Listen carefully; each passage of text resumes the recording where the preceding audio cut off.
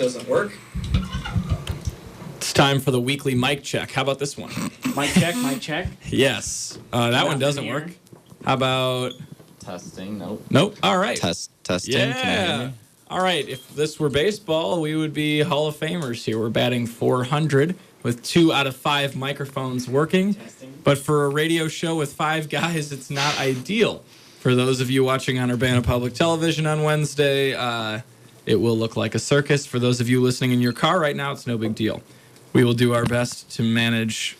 I'll say traverse the difficulty that is having 3 down microphones. I'm Kevin McCarthy. Co-hosts are Jeff Omer and Peter Billy Wells. Producer man Will Gerard, the son of our great former mayor. God bless him. And Ryan Wilson, social media man. You can give us a follow and do the Twitter twit at us at Illini Drive.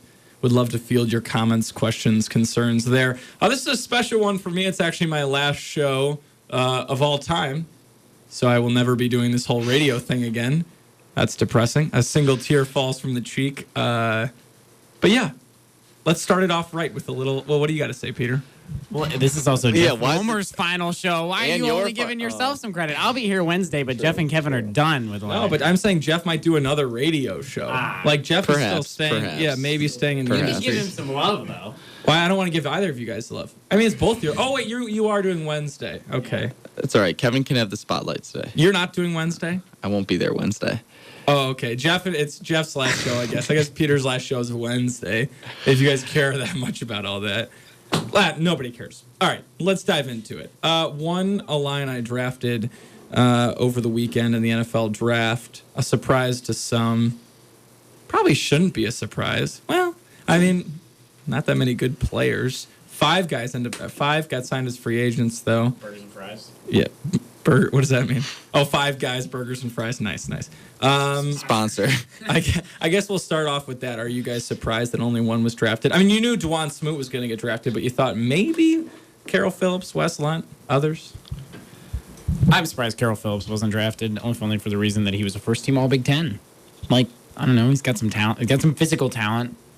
Surprised somebody didn't at least take a flyer on him. I think Jaguars get him as an undrafted free agent. That's a nice get for them. If you're Jacksonville, you really scored one there that you didn't have to use a draft pick on. For me, I would say the same thing. I think Carroll Phillips is the biggest surprise. I definitely thought that going into this draft, he and Dwan Smoot would have been the 2 for sure Illini getting drafted. And honestly, looking back at it now, I'm a little questioning why the Vikings took a shot at Wes Lunt, to be honest with you guys. That just really throws me off because I don't think he really showed that he has any potential as a quarterback. Interesting. I actually thought... That's my take. Yeah, I'm sorry. Yeah. We were talking about this. Well, no, I don't think that he would be a good NFL quarterback, but I was surprised. You think he'll be a great one? Yeah, right. No. I think he'll be a poor NFL quarterback, if one at all. But I kind of was under the impression that there were some... I don't know. He's got like this magical effect on quarterback coaches and offensive coordinators who seem to think he's really, really talented. So I thought someone was going to... I said Wednesday that I thought someone was going to take a late-round flyer on him. He did sign an undrafted free agent contract, so there's that. But the funny thing about Minnesota is, with their quarterback situation, there's an off chance he could, have some traction there if they have the injuries that they've had in previous years. Yeah, and that'd be really interesting, especially without Adrian Peterson in the background or in the backfield. I wonder how someone like Wes would really handle that. Just from our experiences watching Wes as Illinois' quarterback over the years, I just don't think that he would have any of the skills needed to be a quarterback in the NFL. He's got the arm, but aside from that, I don't know what else he has going for him. Let me preface the following by saying that I absolutely agree with what you just said, Jeff. But at the same time, I was a little surprised that he didn't get drafted late in the 7th round. Kind of for the reason that Peter said. I could see Wes Lunt hanging around in the NFL between practice squads and buried on depth charts simply because of this idea of always a project. You know, I mean, how often do we hear that about quarterbacks or other positions too, but specifically quarterback where there's a guy who just looks like an NFL quarterback. You hear that all the time. I don't even know what that means.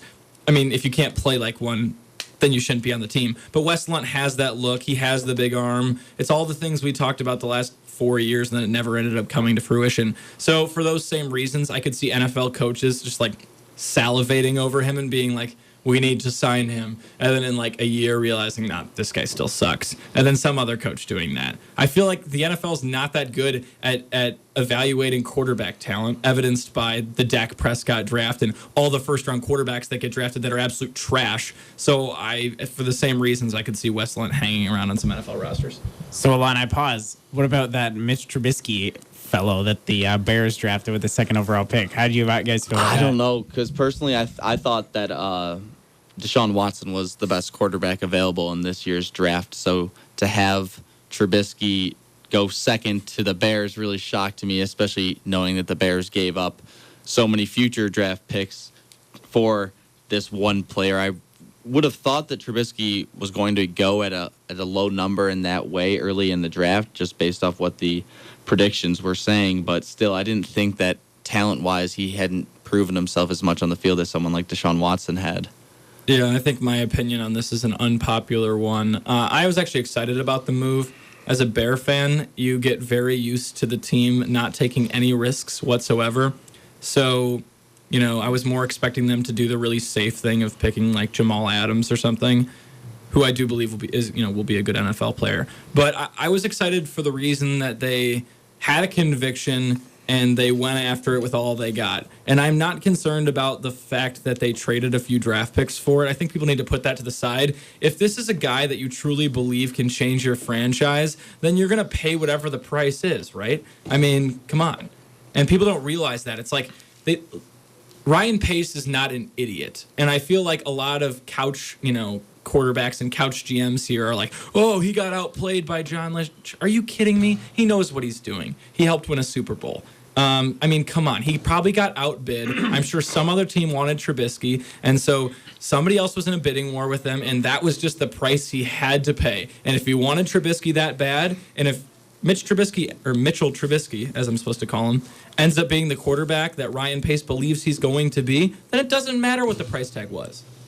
Did you see the 49ers Twitter account troll the Bears with their press release and included photo of that defensive end from Stanford that they drafted sacking Trubisky, like coming after Trubisky? The title was like, San Francisco trades picks with Bears, nabs other picks, gets, whatever his name is, Florida or Stanford defensive end, Solomon Thomas, and then it's like attaches like a photo, with a link, attaches a photo of Solomon Thomas like bearing down on Mitch Trubisky like in the pocket. Just got a real kick out of that. I think you're probably right. I mean, if I wasn't convinced that Trubisky was the guy that deserved a number 2 overall pick. But if, like you said, Ryan Pace is betting on himself. Like Ryan Pace's money is on Mitch Trubisky, and if it does not pan out, Ryan Pace should not pan out in Chicago. That's kind of how I feel. Not as a Bears fan. I think that's my suggestion for Bears fans is that they're calling for Pace's hit. Give him some time because Trubisky's gonna need a little bit of time. But I think that Trubisky and Pace are in the same boat in Chicago, and if Trubisky's going down, I think Pace is going down too, because you really, really could potentially blow a big opportunity by using a third overall draft pick on someone who doesn't work out. Yeah, I think at this point the people have heard enough chatter about him as a player, so I'll just offer you this thought. One way or another, in 5 years from now, we will be talking about this draft. Chicago Bears fans, this draft will go down in history as one of those drafts you talk about, either for a Chicago Bear reason or for a good reason, and we'll see. I hope it's the latter, but you like it, Jeff? I'm sorry? Do you like the pick? Do I like the pick? Personally, no. Yeah, I would have rather just taken a safe bet, knowing that they already signed a quarterback during the offseason to a 3-year deal. I think to me it just didn't make a lot of sense. I don't think the team has much of a future to look forward to right now. So maybe with that in mind, this is a little rebuilding phase, at least offensively for the team. I haven't seen enough of Trubisky to make me think that he's can be super successful, at least immediately in the league. I think he's going to have at least 1 year under his belt before he starts seeing significant playing time. Well, playing under a legend like Mike Glennon, it should come around quickly. Apparently he's pissed, by the way. I saw some outlet said that he was quoted as saying that he feels cheated on. I don't know. That was said behind closed doors. I don't know if that's true or not. So I don't know. I mean, I do think he was lied to, because I 100% believe that Ryan Pace and company knew they were taking Trubisky all along. I think so. I read that John Fox didn't know that they were going to do this trade until today. Or until day of. He just learned they drafted him. See, is that true? Because I also heard that they flew down there for a workout with him and expressed a lot of interest. I've heard so many different stories. You wouldn't think they would just do that day of. I don't know. Okay, let's get back to the Illini, though. There's a lot of... Anyway, Mitch Trubisky, so many different opinions on that. He got booed at the Bulls game, too, which pissed me off. Yep. Well, that's dumb. I think fans should give him a chance. Yeah, fans should have nothing wrong with this. Okay, Illini. So, which player... This is a question you posed before the show, Peter. Which Illini player, besides DeJuan Smoot, one of the undrafted free agents, which one will have the longest NFL career or most impactful? Either way. Well, sort of the obvious one is Carroll Phillips based on his pre-draft stock. But I do think that the sleeper pick here is probably Hardy Nickerson because of his dad's connections in the league and because of his very smart play. He's somebody who could find a niche for himself on special teams. He's somebody who could probably stick around as a good practice squad player, as a capable backup, perhaps.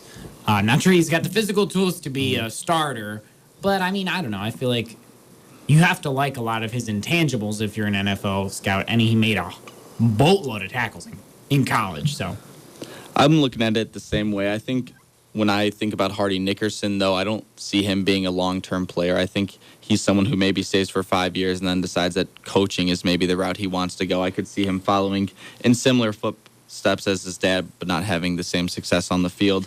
Carroll Phillips, I think, would have the biggest shot of staying in the league the longest and seeing the most playing time. And then when you look at two guys like Wes Lund and Justin Hardy, I think those are two players that will just see a lot of injuries or continue seeing injuries on or off the field that will just limit their time and ultimately take them away from the game. I think I agree with you guys. But how about, just to throw it around, let's make a case first for Lunt and then for Hardy. If Wes Lunt was to stay around in the NFL, it would be because of, what do you got? The best offensive line in the history of the league. yeah, and injuries above him. Okay. I don't think that he's going to get a start. I mean, not to disparage Wes, because he's a good guy and he's a hard worker. Like, it isn't a characterization. I'm not trying to mischaracterize Wes's character, but fact is, in terms of his skills and his production, he doesn't have it. He's not going to ever be in a position to be an NFL starter except by someone else's injury. That's just, I mean, I don't know. I wouldn't wish that on him, but that's my expectation. I hope that I never come back to eat my words here, but I just think he's one of those guys that doesn't have the motor. Once again, great guy. Always enjoyed interviewing him. I just don't think he's got the, I don't know what you call it, but just that oomph like about him. Like, I don't talk to him, and like, you talk to Hardy Nickerson, and it's just like, if I'm going into battle, I want that guy. You know, I don't care what we're playing, but Hardy Nickerson's on my team. I don't think that about Wes Lunt. He doesn't have that killer instinct. We waited so long for all those skills, both tangible and intangible, that we thought were there. We waited for them to come out for 4 years. They never did. Or 3 years. So I don't see it in Wes. I guess you guys are right. The best case scenario for him to have a decent NFL career would be injuries above him, but you still have to imagine that you could fill the quarterback position better through free agency. Anyway, what about Justin Hardy? Any chance for him to have a real NFL career? Just based off how silent he was last year, I don't think so. I don't know. I mean, the big thing that, like, the reason he got on NFL radar was because he ran a 4.35 at Illinois Pro Day, 4.35 40-yard dash, which is like super fast, but he has no production to speak of in college. He did nothing. I don't know. He's another good guy and somebody with a story that you really root for. His mom passed away while he's in college, and but just not like, I don't know. Maybe he makes it as like a punt returner. I have no idea. That's exactly what I was going to say. Maybe he can make it as special teams. Maybe it could be Matthew Slater. Just be like the best gunner in the league. I don't know. It's not. I guess. With it's funny with Justin. It's almost more of an unknown. I think. Because, like, we just saw very little of him in college. But, like, he just disappeared. And I think, so maybe that really doesn't bode well. But I can't really imagine it happening unless he's... I don't know. I can't think of a reason why. I mean, it's a little bit... Yeah. No. because he just disappeared in college. He just went away. I mean, he really did not do anything. His senior year, coming off of a full year of recovering from injury, he's got the burners. They're talking about how fast he is, and he caught like 300 receiving yards. That's not impressive. And finally, DeJuan Smoot, the one player that was drafted. About a year ago this time, there were projections of him being a first-round pick. In his senior year, he was double-teamed a ton, didn't show up on the stat sheet a lot, certainly helped Carroll Phillips, probably a part of the reason that Carroll Phillips got an NFL contract, even though it was a undrafted free agent one. But what about DeJuan Smoot? What kind of NFL player do you think he will end up being? Is this just going to be a quick flash in the pan, or is he a guy that gets a second contract? I think he could start for the right team, but he's going to have to be stronger than he is now. Like, he's going to have to really demonstrate that, like, he's got an NFL body. Like, that's the thing about him and Phillips is what one has, the other doesn't. So if you could combine them, they'd be an amazing player, because Phillips has got this frame and this speed that's really impressive. And Smoot also has speed, but he has the production that Phillips doesn't have, and he has some of the moves that Phillips doesn't have, and yet doesn't have, he's only 250 pounds, and you can't play defensive line at 250 pounds in the NFL. It's not possible. So, and he's not fast enough to be like that 3-4 edge linebacker. I mean, he's fast, but I'm not sure that he's fast enough to be a 3-4 edge linebacker. Right. He's got moves. He's fast enough to be a defensive end. That's the thing. If he adds 25 to 30 pounds, he'll be a small defensive end. But, imagine 6'3", 275-pound DeJuan Smoot going up against a left tackle like Nate Solder for the Patriots, who's like a 6'7", 310 guy who can run a 4.9. Like, that's, or the guy with this guy with the Steelers, this guy who used to be an Army Ranger who's like 6'8", or even somebody like Kyle Long, who's a really talented big man with great hands and can kick back. The talent level, and this is the biggest thing about football in general, is you go from college to the pros, and it really doesn't even necessarily matter how productive you've been, how talented you are. If you don't have an NFL body, you are very rarely going to make it at your position. That's part of the problem Hardy Nickerson is facing, maybe more than anybody else. There's really only been a couple of really amazing NFL linebackers at that size. He's like 6 foot, 235. That's how big Teddy Bruschi was coming out of college. Ray Lewis was like 15 pounds heavier, about the same height. But other than that, not a lot of guys survive at that position, at that size. And I think Smoot's going to run into that as well, although his production level and he does have the speed, may get him in a position to start, but I think we may see issues with longevity. How about, final question before we go to a break, is there any guy in this draft class for the Illini that signs a multiple-year contract in the future? I don't think so. If there had to be someone, I would say it's DeJuan Smoot, just based off the fact that teams had enough confidence in this player to take him in the initial part of the NFL draft as opposed to just the free agency aspect of it. I don't think there was a lot of talent on this team just in general, and I think that was shown with just the lack of confidence that the GMs had in the Illini players as a whole to just not take them in the NFL draft. So I don't think any of these guys really do have a long-term shot in the league, but then again, there's always room for them to prove themselves. Yeah, I think Smoot is probably the most likely, like you said. I don't know. I'd throw a shout out there to Rob Bain if he can play the way he played in the first half of the year. Remember, he went to the bench. They replaced him with Jamal Milan and stuff. But Bain is somebody who played for almost 3 years as a starter, kind of on and off. He was in the lineup, not in the lineup, and blocked a bunch of kicks. And he's a bulldog. And so you might wonder, comparing him to somebody else who had a decent career as an Illini, but sort of nothing star-studded, is Matt Lacoste, who ended up making the Giants, practice squad and stuff, then getting hurt last year, and maybe he'll be back and stuff. But somebody who was an undrafted free agent, not on anybody's radar, but kind of got his way in through just having an NFL body. See, that's the thing. Rob Bain has an NFL body, size-wise. He's a big enough guy to play nose tackle in the NFL. But he's got to not be injured, and he's got to show that he can really keep up. And so, I don't know. I think it's possible. Smoot, definitely. I sort of just meant throwing Bain's name out there as somebody who might stick. If he gets a coach who really likes him, especially, somebody who might stick. Yeah, we'll have to wait and see. I mean, only time will tell, but I think I agree with you, Jeff. It could be I don't know. Nobody from this class might exist even 2 years from now. Many of them, I think, will be gone a year from now. But you're listening to Illini Drive on WPGU 107.1, brought to you by the Illinois Fighting Illini. For tickets and information on the Illini, visit fightingillini.com or call 1-866-ILLINI1. Once again, fightingillini.com or call 1-866-ILLINI1 for more tickets and information. We're heading to a quick break. When we get back, more Illini talk plus NBA playoffs talk plus the seniors will reflect on the 4 years of Illini sports that they had while covering the Illini and student media. It was a wild 4 years. Plenty to talk about there. We'll be back in just a minute on WPGU 107.1. This is Clark Kellogg of CBS Sports, and you are listening to the Illini Drive. Enjoy.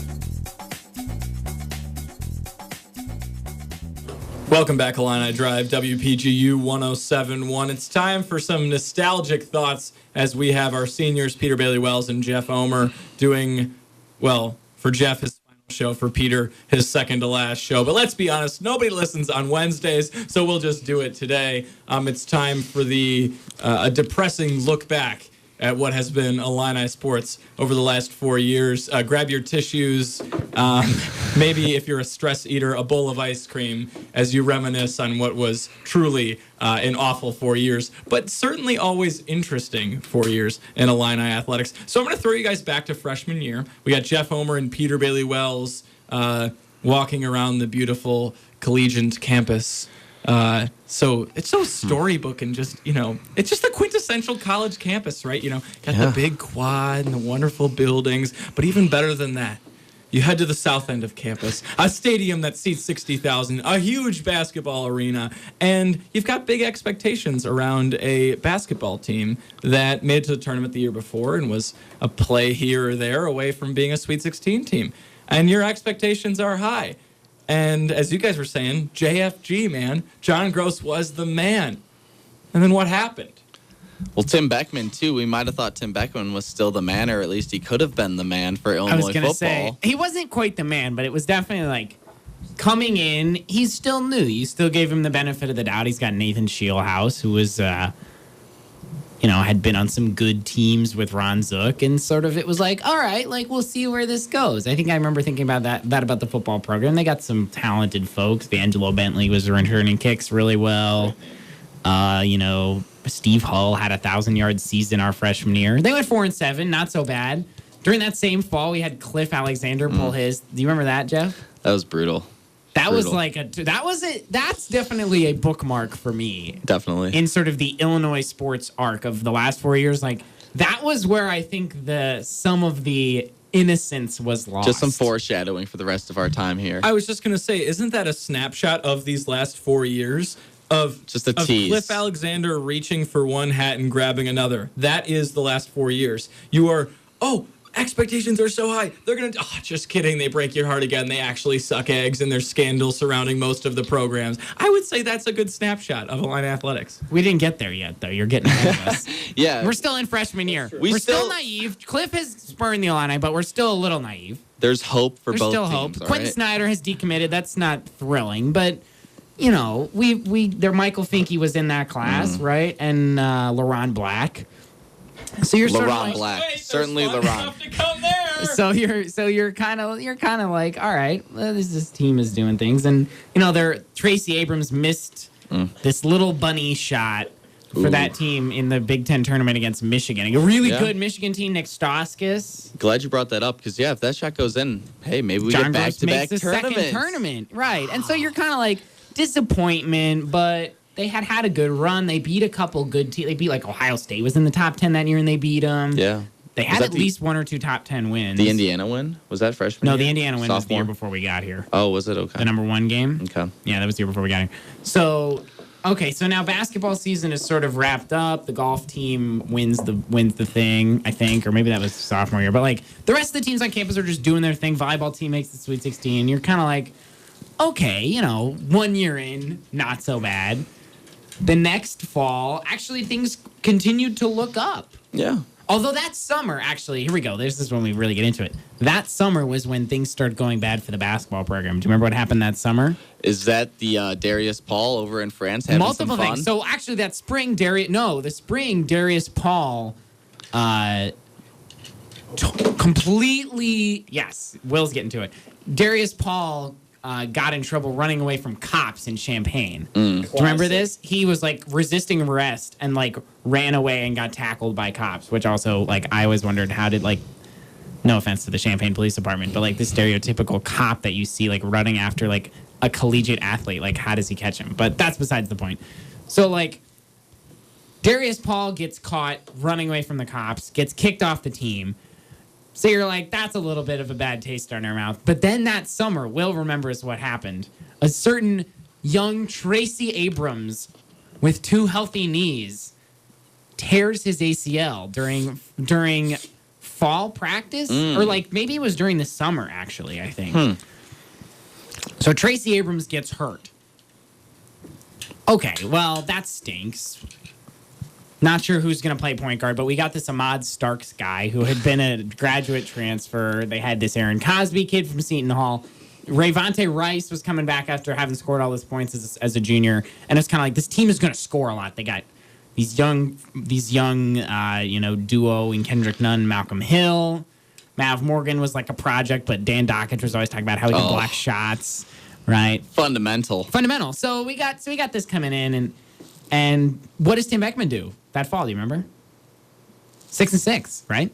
6-6. They made a bowl game. That's right. They did beat make Minnesota, a bowl game. number 24 in the country. They broke out the Golden Ghost. Yeah. Golden Ghost. The Gray Ghost uniforms.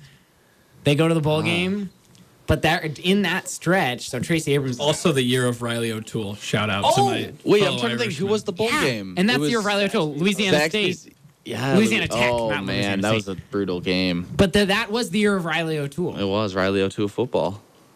Riley O football.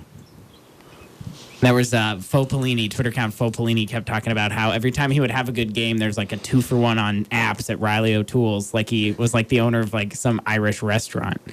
So there's 6-6. Basketball rolls around, and they're not playing great for whatever reason. They're not doing well. Tracy not being in is clearly hurting them. Ahmad Starks is just like loves to chuck. Thinks he's an all-star. Loves to chuck, can't hit shots. Aaron Cosby came in as like a 3-point specialist from Seton Hall. He can't hit shots. Didn't even hit a 3. Yeah. Maybe a handful. Like but still. Austin Colbert, poor Austin Colbert sat on the bench and just whipped his towel a lot. But he started looking good Super toward the end of skinny. the He would come in the game and like dunk once and like get like a scrappy steal or something and then promptly get yanked. And then Aaron Cosby and Rayvonte Rice got suspended for doing who knows what kind of we know what. sketchy behavior. Breaking team policy. Yeah, breaking team policy, whatever that means. You can just picture Malcolm Hill was in the hotel room with a juice box, and they said, Malcolm, you just sit right there. Don't get in trouble. Whatever was going on.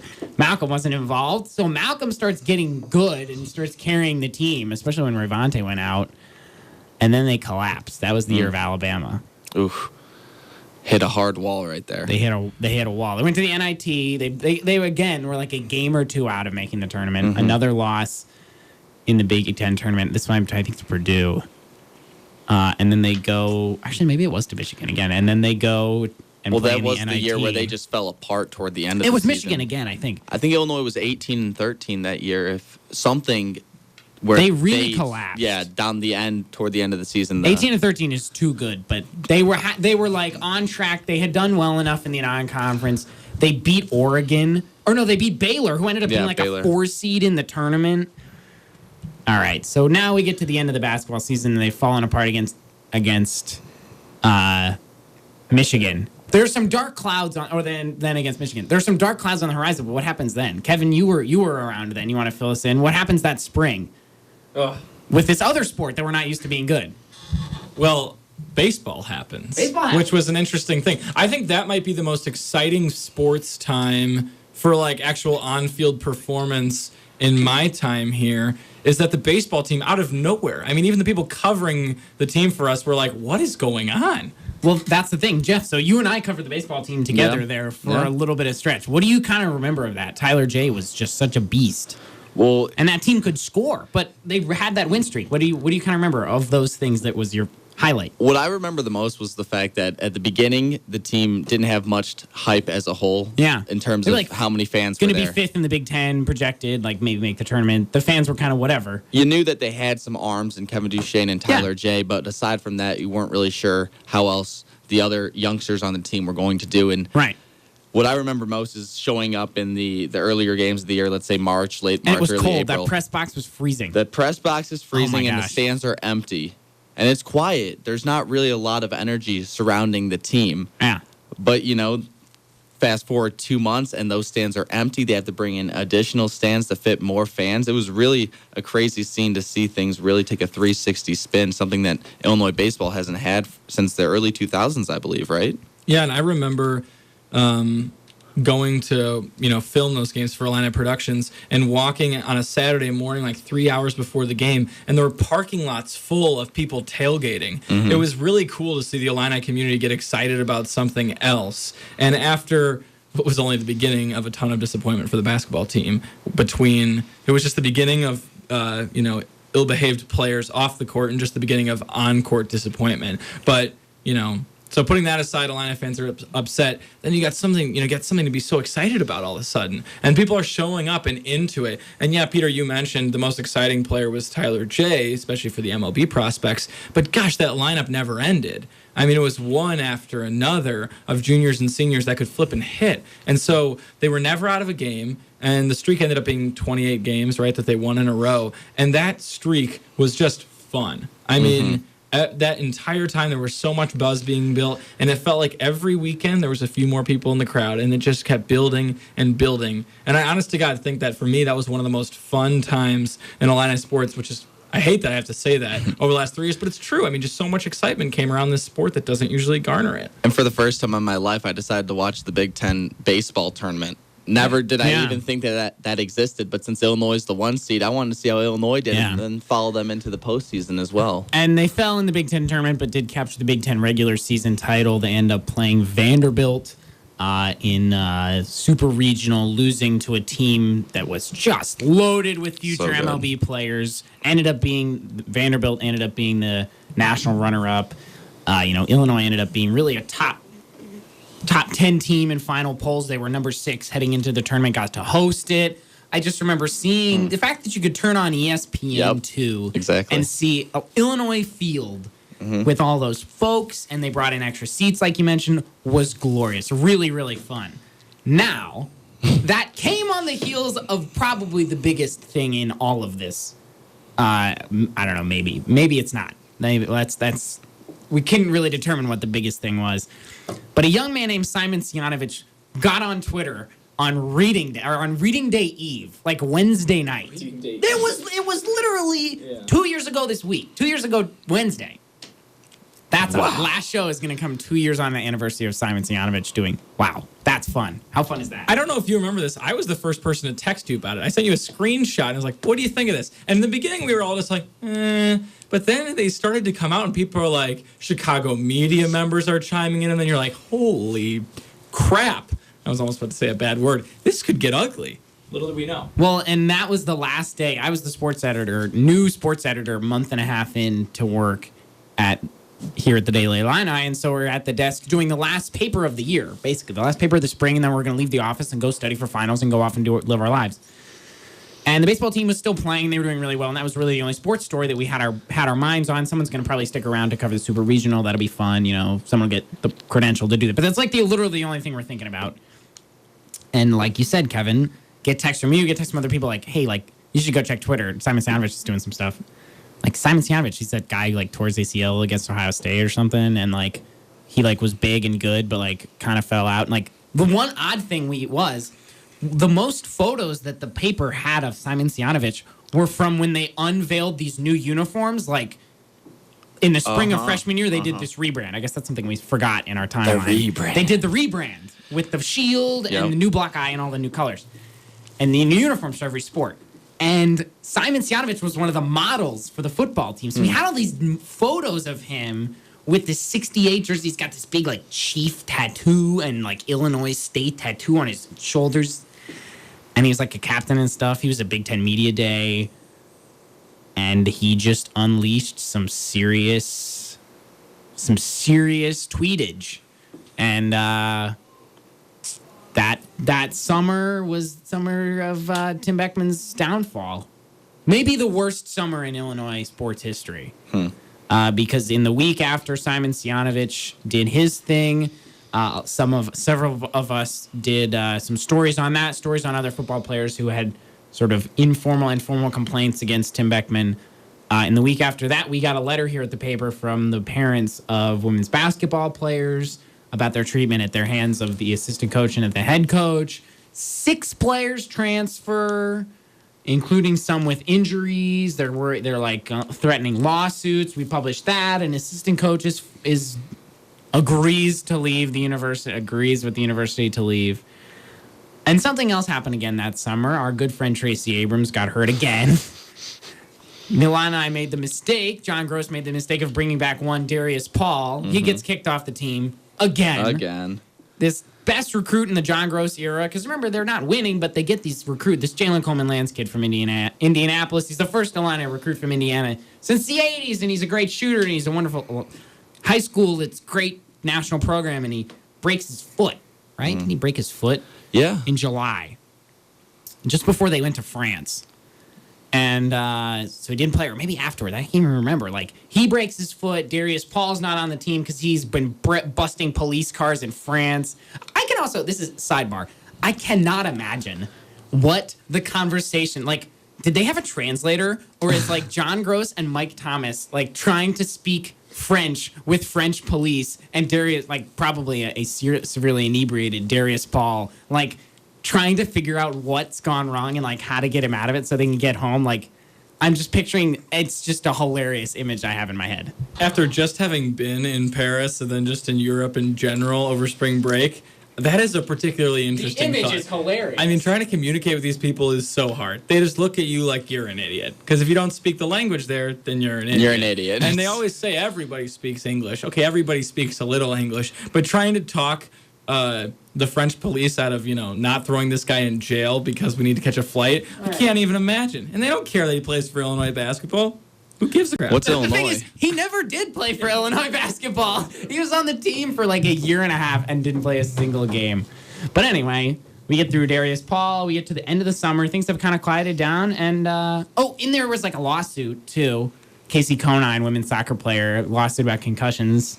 They kind of fell off the radar. She declined to follow up on that. But we eventually get to April, and we're a week before the season. Tim Beckman has done media days and all sorts of stuff. Week before the season, August 28th, I believe it was. We hadn't even had, it was like the first week of class. I think we had a week of class, and it was a Friday, and they were playing Kent State the next Friday. Mm-hmm. And we just get an email that Tim Beckman has been dismissed in the university. Took you long enough. That was my first thought. I mean, I remember just being like, are we kidding ourselves? First of all, he's not a very good football coach. I think that is fairly evident at this point. I mean, you obviously want to give a coach his 4 years' time. That's kind of the college football rule. But it's becoming decently clear at that point that he's not a very good coach. And then when all that junk happened, I mean, if I was Mike Thomas, I'd be like, I don't really care if this stuff is true or not. If it's even alleged to have happened, then I don't want this to be a story all summer. So I'm just going to fire him. And what ends up happening, it ends up being the only reason Illinois football's ever talked about on ESPN since they made the Rose Bowl, because they were just talking about how stupid this program looked. It was just a joke. It was a circus. Right. Correct. I don't have anything else to say right there, Kevin. Well, and Jeff, were you covering the team that year? No, I wasn't. So if Tim Beckman, let me pose you like a hypothetical question, try and think back. If Tim Beckman hadn't been fired, would you have gone to some games that year, do you think? Did you go to any games with Bill Cubit as the coach? No, I don't think I did go to a single game with Bill Cubit. Would you have gone if Tim Beckman had remained the coach? Do you think? I don't think so, because wasn't Wes Lund already injured at this point too? He was going to start the season. Okay. He had been injured the year before. He actually started every game that year. He didn't get hurt at all. I wouldn't say I'd go to a game, but I'd follow them with the anticipation of, let's say, going to game 3 or 4 where they're going to play an out-of-conference opponent. Right. You'll see how Illinois football actually is. And then once Tim Beckman got fired... No interest whatsoever. And it became a at joke. At that things point, became comical. It's too late for the team to rebound and make something out of that season, realistically. And so Beckman is replaced with good, honorable Bill Cubit. And I say that without sarcasm because Bill Cubit is good and honorable, just not really that great a football coach. And so the team goes like 5-7, and they don't make a bowl game. In the meantime, like Jalen Coleman-Lands has maybe come back, I guess. But Tracy Abrams is out. They got this Khalid Lewis guy who transferred from Trenton. Oh my gosh. Or wherever he was some at some East Coast school. And LaSalle, I think. LaSalle, there you go. And okay, then like LaRon Black is also hurt. Oh, but they got this big dude, Mike Thorne Jr. Like, he'll be good. He was like getting offers from Kentucky coming out of Charlotte. So like, don't worry, everyone. Like, we got a big man. We can 5th-year transfer. We can feed the big hoss. And like, then like game 1, tone got set. Like Jalen Tate breaks a bone in his hand. Like, has like a compound fracture in his hand. Like, they just proceed to have no point guard depth. Mike Thorne Jr. comes out of the gate like averaging like 13 points, like 9 rebounds, and you're like, okay, this can't guy, be like, stopped. This guy's like playing against bad competition. They needed Jalen Coleman-Lands hits a buzzer beater for them to beat UI, like Chicago Springfield. State. Oh, Chicago State, that's who it was. And they lose to North Florida. They're just like, it's just a mess. Everybody is pretty much giving up on this season. Then Mike Thorne gets hurt. Then LaRon Black gets hurt. Okay, so we're sort of like in December at this point, and the team is just they're just falling apart at the seams. Or actually, and at the end of the football season, we forgot this. They extend Bill Cubit's job. Mike Thomas has gotten fired along the way. Like hours before the game against Northwestern. Yeah. This is just like one story after another. It was such a circus. Right. Bill Cubit gets his job re-upped for 2 more years, and Paul Kowalczyk, to be fair, have talked to him since, clearly knows it was a mistake, but says, it's not a dagger to the heart of the program. It's not ideal. And everyone's just like, oh, Lord, come on. Like, it's not ideal. Of course it's not ideal. This is stupid. Bill Cubit's our football coach. He just went 5-7. And sort of mediocrity is reigning here. And so, okay, so we get to December. They're bringing back some players. Jalen Tate gets to come back, but he's not good. Their point guard situation is atrocious. Malcolm Hill continues to play, like, pretty good basketball on a pretty bad team. Malcolm and Kendrick both look decent together. Yeah, Kendrick Nunn shows up for, like, every other game, and you're like, dang, this guy can play. And Throws sort of down some slams. the rest of the team kind of isn't very good, with the exception of, like, an occasional, like, Michael Finke corner 3. And so then we're kind of getting into March. The team's out of it. They make this like random run in the Big Ten tournament, beat Iowa, and sort of end on a good note. John Gross is kind of like, okay, well, like maybe we'll do some stuff. In the meantime, they've hired this meaty, brainy, orange and blue bleeding former NFL tight end named Josh Whitman. Okay, and this is when things take an interesting turn. Because right around the time the basketball season is ending, Josh Whitman throws us for a loop on his second day on the job, the morning after unofficial, and fires good, honorable Bill Cubit. And everyone is like, okay, what's going on? This is like the 18th thing in like 3 years. What the heck are you doing? What's happening? Clearly, Josh Whitman was like the only guy in the local area that didn't drink on unofficial, that did not celebrate the national holiday. That day was the worst. That Saturday, well, ended up being pretty cool. But we ended up hopping on the radio. I had food poisoning the day before. Like, that is code for he drank way too much. Don't believe in people. True story. I did have food poisoning. I'm not making that up. But regardless, we're in here on a Saturday morning. He's planning a press conference. Kevin and I both had friends from out of town visiting, and we're like, brought him into the newsroom, and we're like, guys, just amuse yourselves. Like, just sit here. Like, we got to go do some stuff. And they're kind of like, okay, whatever. Finally. We come to like Monday, Tuesday, and name starts popping up, and the name is Lovie Smith. And we're kind of like, okay, Lovie Smith just won the Super Bowl, like, or went to the Super Bowl with the Bears. Like, he just got fired from Tampa Bay. There's no way he's coming here. Like, forget it. Sure enough, on my birthday, like, that was actually Josh Whitman's on my birthday. Not on my birthday, but basically in the next 3 or 4 days, Lovie Smith is Illinois' football coach and is in Champaign in a blue suit and an orange tie, and we're all kind of looking at each other like, huh?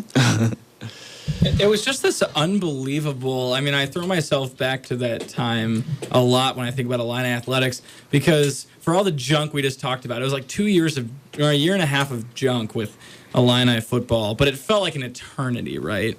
Between bad performance and then ridiculous crap surrounding a few of the programs off the field. And then you just have this Lovey comes in and just spurs this unbelievable amount of excitement. Yeah, I guess first Whitman garners all this attention, and then Whitman brings, when Whitman brings in Lovey, the amount of excitement that comes in is just indescribable. And you go from all this buzz because of all this crap to all of a sudden, like, there's a hope. Jeff, what were you doing when Lovey got hired? Do you remember what your reaction was? What were you? Honestly, I was probably, just getting out of the bed, let's say, starting the day, scrolling through the Twitter feed, and I just see the picture of Lovey and Josh Whitman holding the "We Will Win" sign in Memorial Stadium, and that's how I found out. I can remember the scene at the Union the day they announced Lovey's hire. He went to the Union to meet with students, and I've never been to this day in anywhere in Illinois. I've been to a bunch of games. I've been to a bunch of press conferences. I've been to hirings, firings, the whole 9 yards. I've never been in an Illinois Athletics Associated room with more goosebumps than when Lovey Smith showed up to the Courtyard Cafe in the freaking Illini Union, and the undergrads are giving him a standing ovation. That's so bizarre. If you have had the 4 years of Illinois sports experience that we have had, that is so contrary to everything that we experienced. It's amazing. Especially because just a few months earlier, Bill Cubitt used to walk around on the quad handing out free tickets, and no one even knew who he was. I'm glad you said that. He was walking up to people and begging them to come. Just please take these tickets and show up to the game. I mean, seriously, they didn't know who he was. Imagine that at any other Big Ten school. Imagine Jim Harbaugh walking around. He'd be getting just, rampaged. And then Lovey shows up, and he even said in his little southern accent, he was surprised that so many people showed up. Why are you surprised? You're, not a legendary NFL coach, but a renowned coach. He shows up, and there's thousands of kids. The band is playing. Everybody wants a selfie. It was just Lovey-palooza. I mean, how quickly it turned was nuts. And then we kind of capped that year on a down note. Lovey had spring practice and is kind of feeling things out. Oh, one thing we missed in there that I'm just realizing, and this happens again, in that stretch of the worst basketball stuff, Mike Dudek tore his ACL in spring practice. And everyone was like, oh man, this guy had such a great freshman year. The basketball team did this collapse. Dudek tore his ACL, and then a month later, Simon Sianovich did his Twitter thing. So that sort of spring stretch was really awful. And then he did it again with Lovey as the head coach for spring practice. So our junior year kind of ended on a sour note. Dudek tears his ACL, and then in consecutive weekends, Jalen Tate and Kendrick Nunn both get arrested on domestic assault charges. Jalen Tate cleared, by all accounts, seems like unfairly accused. Kendrick Nunn, by all accounts, fairly accused. Leaves the team, is now playing at Oakland, or will play his senior year at Oakland in the upcoming season. So they're kind of on a sour note, and then we sort of get to Tracy Abrams is back, and we get to senior year, and they both kind of just have underwhelming years. John Gross gets fired, and we come to Brad Underwood. Mm-hmm.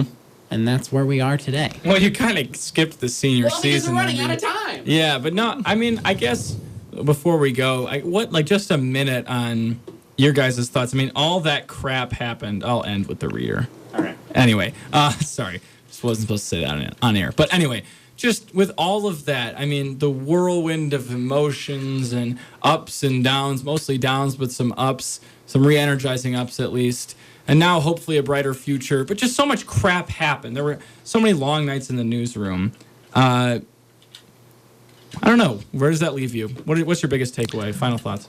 I think my biggest takeaway is that coming into this school, walking out of this school, let's say I'm a lot more confident about Illinois athletics than I was coming into this school. Wow. I didn't know who Mike Thomas was and really the role that an athletic director should have on a campus and overall a university's athletic program, and seeing the difference between him and Mike Thomas, or not, between Mike Thomas and Josh Whitman really leads me to believe that Whitman's got this school and its athletic programs headed in the right direction. And at least I know who the athletic director is now, and I have confidence in that decision making that he's been doing so far. Yeah, I agree with that. I think I definitely have much more greater respect, much greater understanding of that kind of power of athletic administration. I think the other thing for me is just,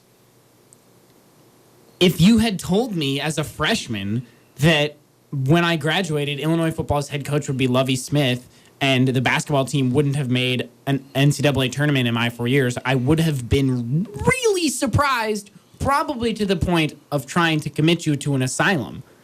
Because those are both so far from whatever we were thinking coming on campus freshman year. Definitely. With a 4-8 football team and a basketball team that we all thought was run by a guy who walked on water in John Gross. And so it's amazing to me. Those two things, more than anything else, have been really stunning. But I do agree with Jeff. I think Illinois athletics is much better positioned on this date, March 1st, today, than it was when we had to accept our offers to attend the University of Illinois 4 years ago today. It's kind of fun. It's a crazy thought. My final thought, the future is brighter. I think that's all I got there. I mean, there was so much crap, but I'm thankful that I got to be there for all of it. It was so much fun. As much fun as it wasn't for the fans, it was so much fun to get to cover that and bring it to them and bring you guys opinions along the way. I enjoyed the hell out of that. And so now, before we go, I got to get to this reader. Where is it on my phone? Okay, this has been Illini Drive on WPGU 107.1, brought to you by the Illinois Fighting Illini. For tickets and information on the Illini, visit fightingillini.com or call 1-866-ILLINI-1. Once again, fightingillini.com or call 1-866-ILLINI-1. Thanks for listening to me for the last couple of years. Thanks for listening to Jeff. To all of our faithful listeners, to our man Brett Lerner, who still listens to us up in heaven. Man, to everybody who just supported the show and is listening right now, Dan Collins, Joey Gelman, so many people I've worked with throughout the last couple of years here. Thank you, guys. This has been so much fun, and hopefully you'll have me back on the show next year. I can come in and give you guys some hot takes on Illini football whenever you need me. This has been Illini Drive in WPGU 107.1. Thanks a bunch, guys.